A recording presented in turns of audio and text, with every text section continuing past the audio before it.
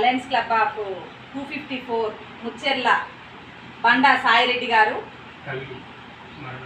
వారి తల్లిగారి జ్ఞాపకార్థము 14వ సంవత్సరం జ్ఞాపకార్థాన్ని పురస్కరించుకొని మన గురుదక్షిణ స్వచ్ఛంద సేవా సంస్థలో జరిగే నిత్యాన్నదానం కోసము అవసరమైన బియ్యము వితరణ చేయడం జరిగింది.